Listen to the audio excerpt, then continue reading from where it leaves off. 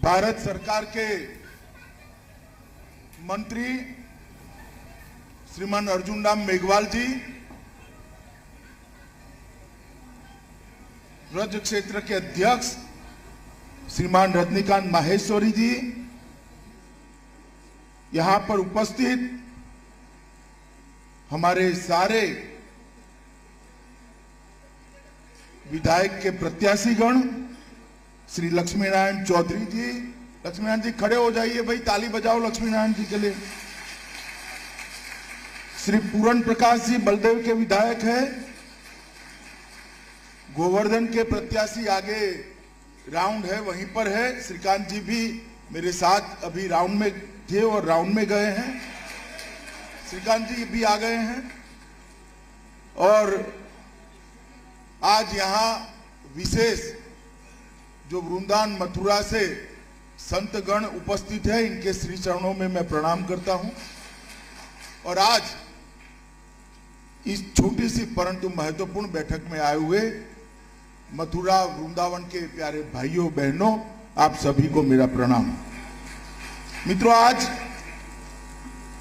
मैं यहां पर आया हूं 2022 के यूपी इलेक्शन के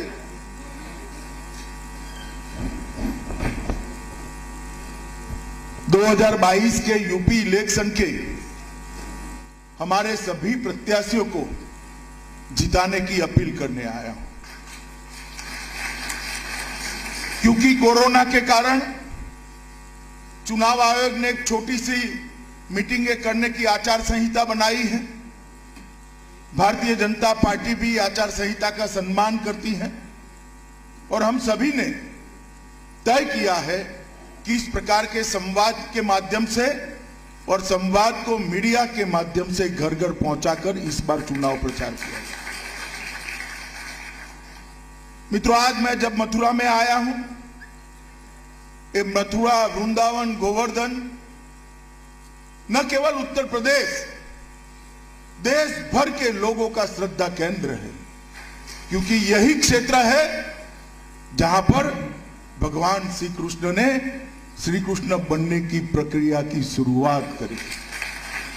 कान्हा को श्री कृष्ण बनाने वाला क्षेत्र यही है।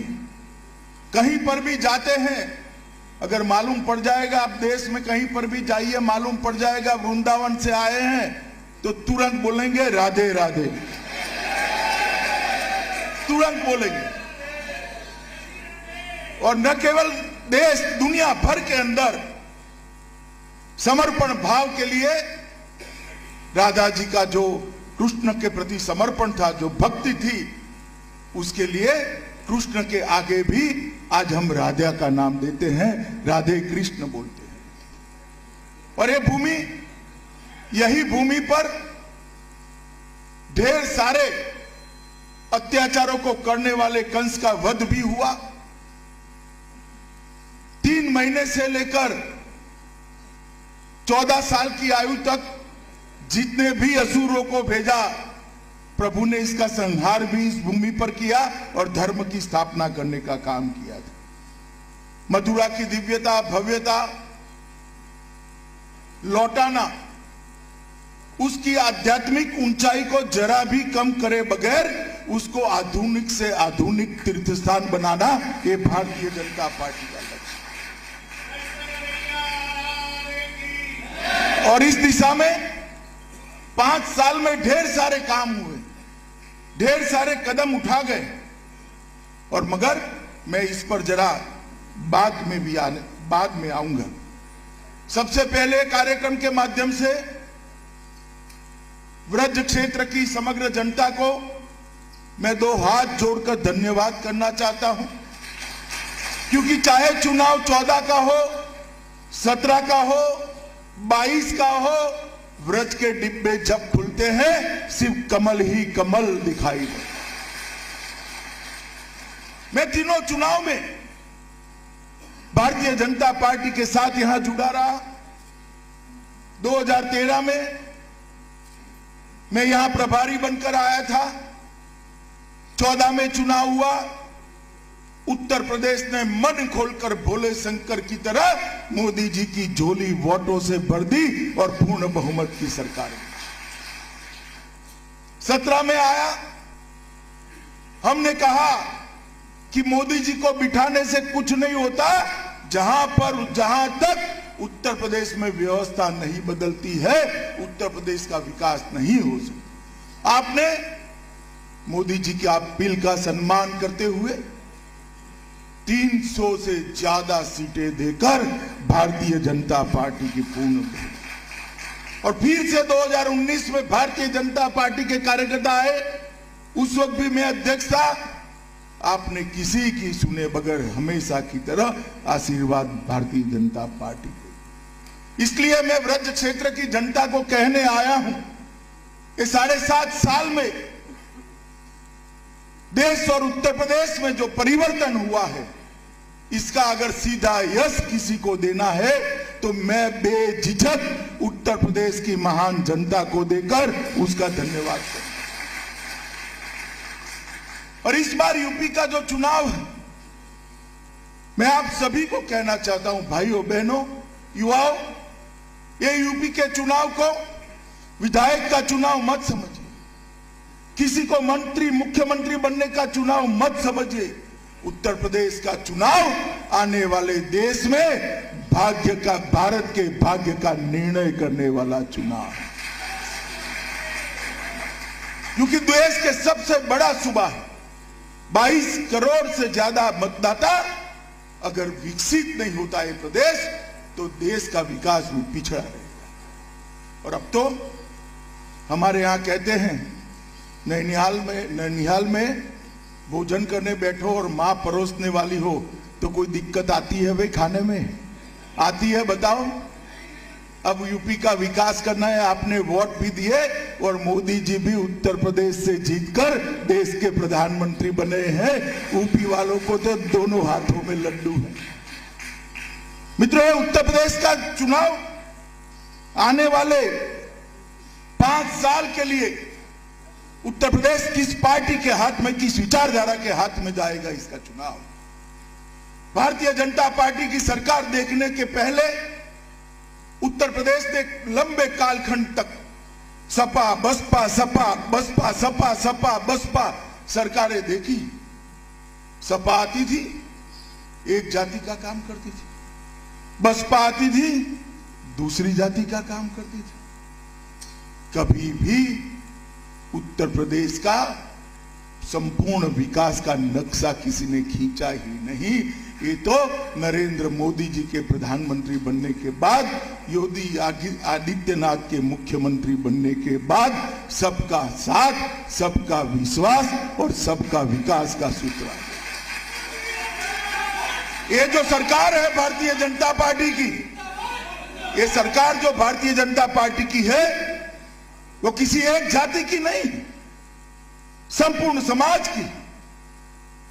आपने 2017 में ही जातिवाद, परिवारवाद और तुष्टीकरण के आधार पर राज करने वाली पार्टियों को दरकिनार कर दिया। आप मुझे बताइए, राजनीति के अंदर जातिवाद और परिवारवाद होना चाहिए क्या?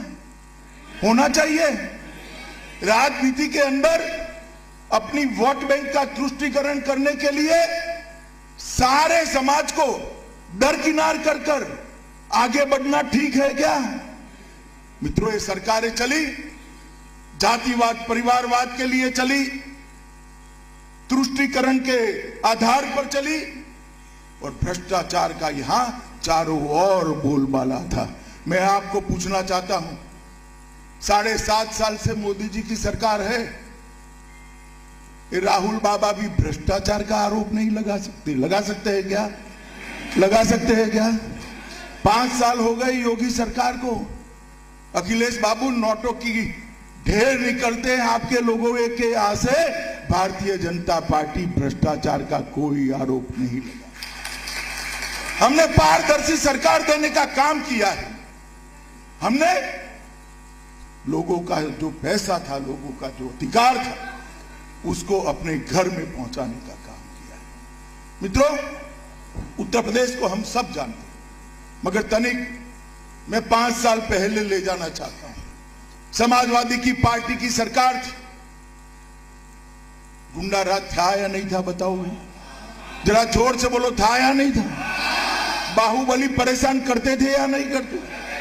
बहन बच्चियों को सम्मान, उसका अपमान होता था या नहीं होता था? भारतीय जनता पार्टी की सरकार आई, जो बाहुबली से पहले पुलिस डरती थी, वो पुलिस से डरकर गले में पट्टी लगाकर सरेंडर कर रहे हैं, सरेंडर कर रहे हैं। और जब इन पर गाज गिरती है, अखिलेश जी के पेट में दर्द होता है। कहीं आजम खान, कहीं मुख्तार अंसारी, न जाने कितने कितने फैला कर रखे थे। आजम खान को पकड़ा तो सीआरपीसी की सारी धाराएं कम पड़ गई, इतने केस आजम खान पर लद गए। और मित्रों, मैं आपको ये कहने आया हूं, सिर्फ 2000 करोड़ की भूमि, सरकारी संपत्ति, ये माफियाओं ने जो कब्ज की थी, उसको खाली कराने का काम ये भारतीय जनता पार्टी की सरकार ने किया है। मोदी जी के नेतृत्व में योगी आदित्यनाथ ने किया है। मित्रों, यहां पर कानून का शासन करने लगाने का काम भारतीय जनता पार्टी की सरकार ने। और अखिलेश बाबू, आप कानून और व्यवस्था का सवाल उठाते हो, जरा चुल्लू भर पानी में डूब मरो, आपको बोलने का कोई अधिकार नहीं। मैं आंकड़े लेकर आया हूं। अखिलेश बाबू, मैं आपको कहना चाहता हूं, मां बहन मायावती जी, मैं आपको कहना चाहता हूं, कल मेरी बात का सार्वजनिक जवाब दीजिए। अखिलेश बाबू के शासन से, भारतीय जनता पार्टी के शासन में डकैती में 70% कमी हुई है। कितनी हुई है भाई? लूट में 72% की कमी हुई है। कितनी हुई है? हत्या में 29% की कमी हुई। कितने प्रतिशत की? और अपहरण के अंदर 35% की कमी, ये भारतीय जनता पार्टी के शासन में। और अगर आप इसका जवाब देना चाहते हो तो जरूर दे दो, मुझे जवाब देने की जरूरत नहीं है। हमारा युवा मोर्चा का कोई कार्यकर्ता अगर आपको आंकड़े दिखा जाएगा। ये जो दावे करते हैं, मैं पूछना चाहता हूं कि आपके शासन के अंदर सुशासन क्यों नहीं है? यहां कानून का राज क्यों नहीं आया? और मित्रों, उत्तर प्रदेश की आर्थिक व्यवस्था खस्ता हाल, लाले पड़ गए थे तनख्वाह करने के। आज 5 ही साल में उत्तर प्रदेश भारत की दूसरी सबसे बड़ी व्यवस्था है। एक बार और आशीर्वाद दे दो, राधे राधे कर अगले 5 साल में नंबर 1 अर्थव्यवस्था बनाने का काम भारतीय जनता।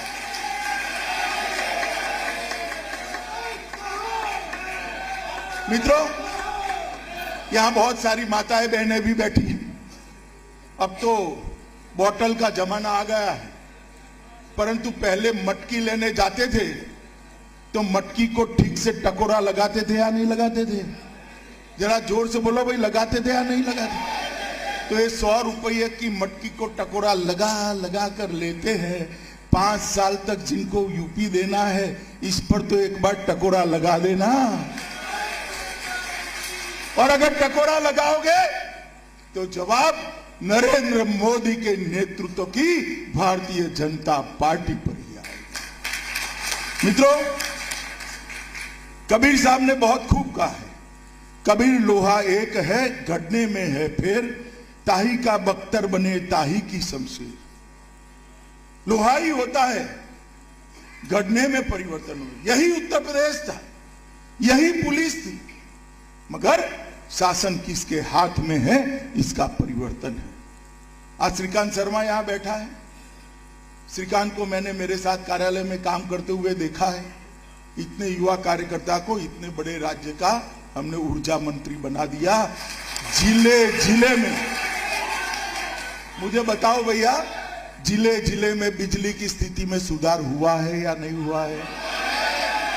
शहरों में 24 घंटा बिजली आती है या नहीं आती है? गांव में 20 से 23 घंटा बिजली आती है या नहीं आती? पहले आती थी क्या? आती थी क्या?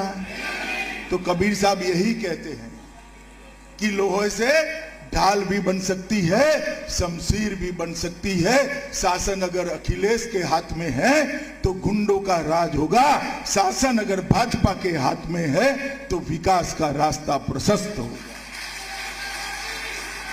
मित्रों, हमने गुंडा राज से मुक्त किया है, आतंकवाद से मुक्त किया है, दंगों से मुक्त करने का काम ये भारतीय जनता पार्टी की सरकार ने किया है। मित्रों, यहां पर ढेर सारे काम यहां पर किए गए हैं। मैं बहुत डिटेल में तो नहीं जाना चाहता हूं, कुछ जरूर बताऊंगा। भगवान परशुराम के नाम पर यहां प्रदेश में परशुराम पार्क का निर्माण हम कर रहे हैं। यहां पर वृंदावन के अंदर ढेर सारे काम भी हमने चालू किए हैं। मथुरा में भव्य कृष्ण महोत्सव का उत्सव कर कर दुनिया भर के यात्री मथुरा में आए, ये परंपरा को भारतीय जनता पार्टी ने शुरू किया है।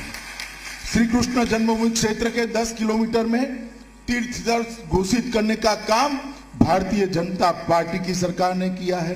वृंदावन, बरसाना, गोवर्धन, बलदेव, नंदगांव, राधाकुंड और गोकुल जैसे धामों को तीर्थ स्थान घोषित कर कर उसकी महत्ता और पवित्रता और दिव्यता को आगे बढ़ाने का काम भारतीय जनता पार्टी की सरकार ने किया है। ब्रज तीर्थ विकास परिषद की हमने स्थापना की है।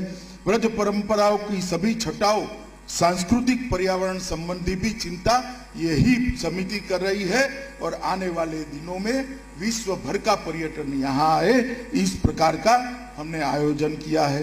बांके बिहारी मंदिर की 22 कुंज गलियों और कृष्ण जन्मस्थान के मार्गों का विकास, मैं पहले भी आया हूं, आज भी बांके बिहारी की गलियों में जाकर आया हूं। बहुत बड़ा अंतर देखकर मन को बहुत शांति मिलती है। बांके बिहारी मंदिर की 23 कुंज गलियों को भी विकास कर रहा है। लगभग मथुरा वृंदावन निगम क्षेत्र में 70,000 घरों को, जिसमें सबसे ज्यादा गरीब घर है, उनको शुद्ध पीने का पानी पहुंचाने का काम ये भारतीय जनता पार्टी की सरकार ने किया। मित्रों, उत्तर प्रदेश की सरकार ने रामायण सर्किट, महाभारत सर्किट, शक्तिपीठ सर्किट, आध्यात्म सर्किट, जैन सर्किट और सूफी सर्किट को भी चालू कर कर धार्मिक पर्यटन को पूरे उत्तर प्रदेश के अंदर बढ़ावा देने का काम किया है। मित्रों, मोदी जी की जब सरकार आई तब मोदी जी ने कहा था कि मेरी सरकार देश के करोड़ों गरीबों, आदिवासियों और दलितों की सरकार होगी, पिछड़े समाज की सरकार होगी। और मोदी सरकार ने 7.5 साल में इसको चरितार्थ कर कर दिखाया है। मैं सिर्फ उत्तर प्रदेश की बात करता हूं। अखिलेश भाई, सुनते हो तो जरा जवाब दे देना कि आपके शासन में और बहन जी के शासन में 20 साल में ये सब क्यों नहीं हुआ? जरा जवाब तो देना। आपने भी कम शासन नहीं किया है? देना चाहिए नहीं देना चाहिए भाई? जरा जोर से बोलो, देना चाहिए नहीं देना चाहिए? मित्रों, 1,67,00,000 गरीबों के घर में मोदी जी ने गैस का चूल्हा फ्री ऑफ कॉस्ट पहुंचाकर धुएं से मुक्त। एक गरीब के घर में जब गैस का चूल्हा पहुंचता है तो पूरा घर धुएं से मुक्त हो जाता है। बीमार आदमी का तो भला होता है, खाना पकाने वाली माँ की आंख की ज्योति भी नहीं जाती, फेफड़े भी इसके सलामत रहते हैं। लगभग 2,61,00,000 शौचालय बना रहे हैं। 2,61,00,000 घर ऐसे थे जिसमें शौचालय नहीं था। मित्रों, वो परिवार की महिलाओं की स्थिति की आप कल्पना करते हो? इसलिए उत्तर प्रदेश में शौचालय को इज्जत घर नाम दिया है, जिसने महिलाओं का सम्मान बढ़ाने का काम किया है। आजादी के 70 साल के बाद वो माँ, बहन, बेटी शर्मसार होती थी। आज मोदी जी ने ये 2,61,00,000 परिवारों की 10 करोड़ बहनों को, भाइयों को आज शौचालय देकर उनका सम्मान करना का काम किया। मातृवंदना योजना में 40 लाख लोगों को लाभान्वित किया गया। 1,41,00,000 घर ऐसे थे जिसमें आजादी के 70 साल के बाद बिजली नहीं थी। अब ये कहते हैं हम मुफ्त बिजली देंगे। अरे भाई अखिलेश, आप तो बिजली ही नहीं दे पाएंगे, मुफ्त की क्या बात करते हो आप? जो बिजली नहीं दे पाया वो मुफ्त दे सकता है क्या? बताओ भाई, दे सकता है क्या?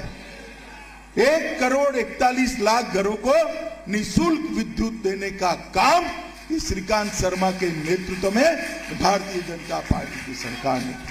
स्वनिधि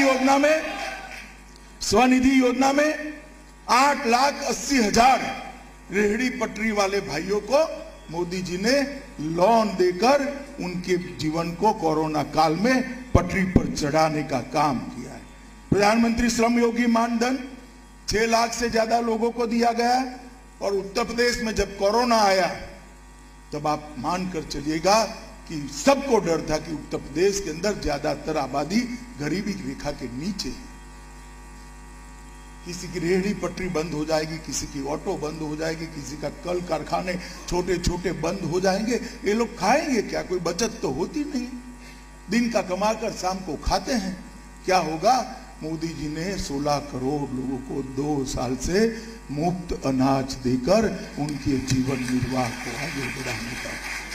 विश्व में कहीं पर भी चले जाइए मित्रों, कोई भी प्रांत में चले जाइए, कोई भी देश में चले जाइए, देश में 80 करोड़ और उत्तर प्रदेश में 15 करोड़ लोगों को, गरीब लोगों को खाने का अन्न नरेंद्र मोदी जी ने पहुंचाया है। मित्रों, मैं मानता हूं कि भारतीय जनता पार्टी की सबसे बड़ी उपलब्धि है और इसका आशीर्वाद भारतीय जनता पार्टी हमारे नेताओं के सर पर नहीं है, इसका आशीर्वाद ये वृंदावन और मथुरा की जनता के सर पर है, क्योंकि सरकार तो आपने बनाई। आप सरकार न बनाते तो ये कैसे होता?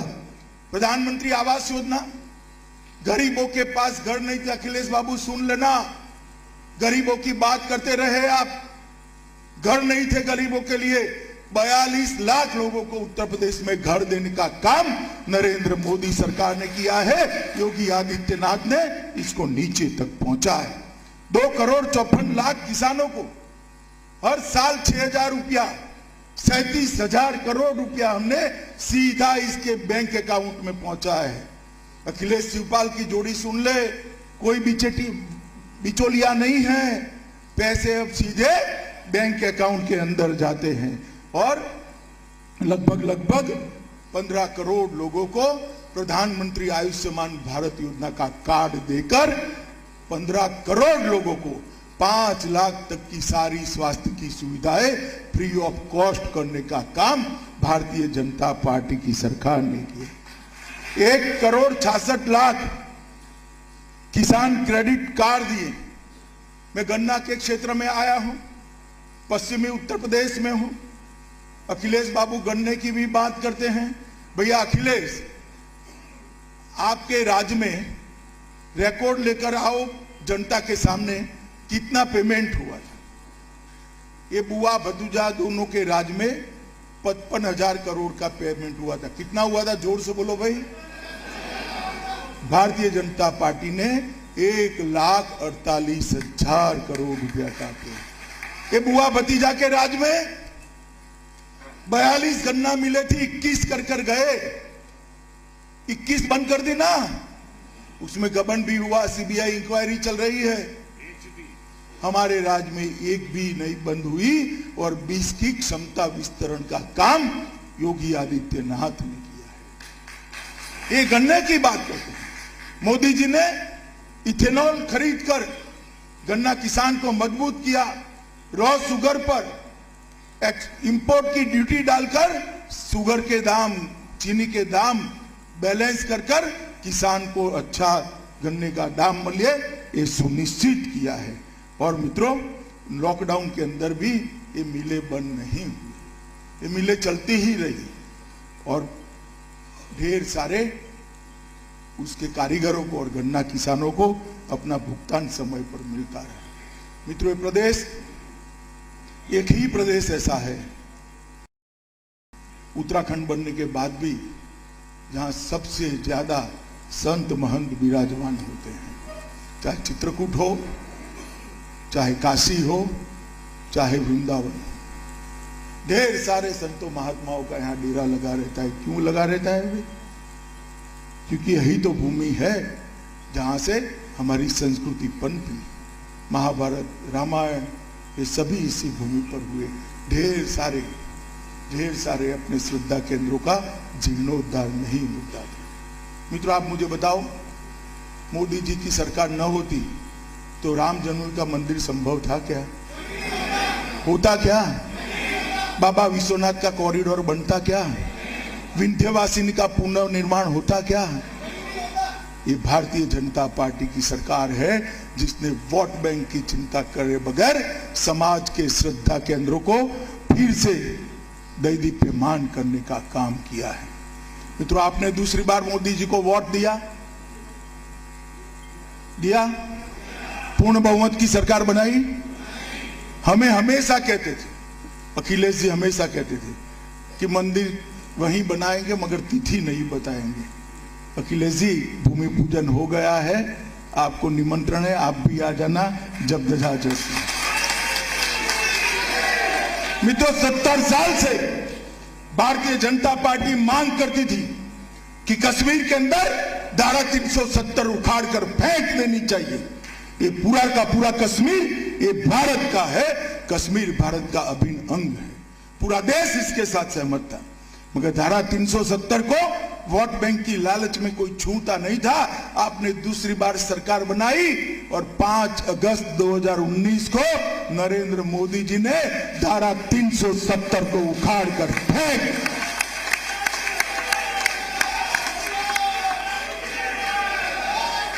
और जो कहते थे संसद में मेरे सामने खड़े रहकर कहते थे खून की नदियां बन जाएगी, कंकर भी डालना नहीं डाला, पत्थर छोड़ो कंकर भी नहीं डाला। और आज वो कश्मीर भारत माता का मुकुटमणि देश का भिन्न हिस्सा होकर गौरव के साथ भारत के नक्शे का हिस्सा है। मित्रों, पहले देश की सुरक्षा को कांग्रेस, सपा, बसपा सभी लोग ताक पर रखते थे। एक समाजवादी पार्टी के नेता ने कह दिया बॉर्डर पर फेंसिंग की क्या जरूरत है, खोल दो। सहमत हो भैया? सहमत हो? अरे परिंदा भी पैर नहीं मार सकता, काहे को चिंता करते हो आप?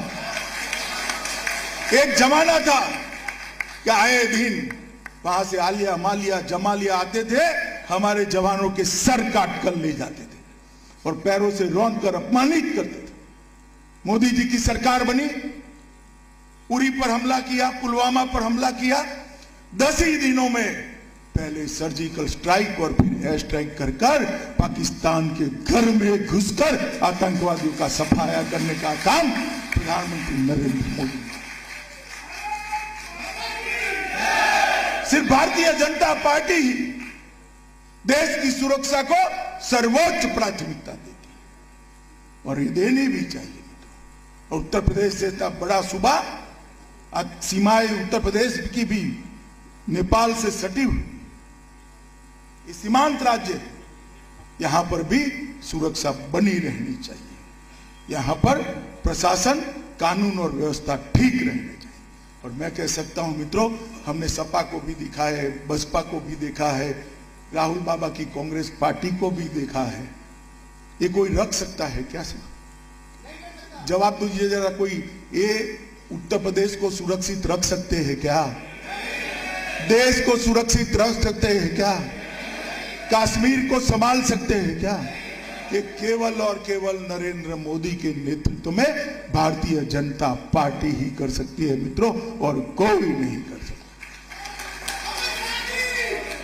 आप सब ने तय करना पड़ेगा, आप सब ने तय करना पड़ेगा कि आप व्यक्ति को चुनना चाहते हो या उत्तर प्रदेश और देश को चुनना चाहते हो। आप सब ने तय करना पड़ेगा कि आप पार्टी को चुनना चाहते हो या उत्तर प्रदेश और देश को चुनना चाहते हो। उत्तर प्रदेश और देश को अगर चुनना है तो भारतीय जनता पार्टी के अलावे इसको कोई सुरक्षित नहीं रख सकता मित्रों।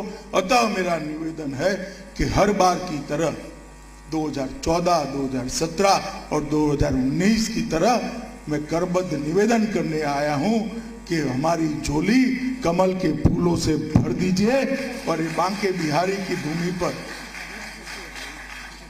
कि मथुरा की भूमि में, पवित्र भूमि पर खड़ा रहकर कहता हूं, हमारा वादा है कि उत्तर प्रदेश को सुरक्षित भी रखेंगे, सलामत भी रखेंगे, विकसित भी बनाएंगे और देश में नंबर 1 बनाएंगे।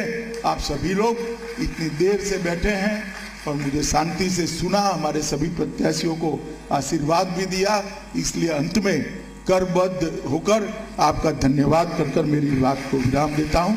वंदे मातरम।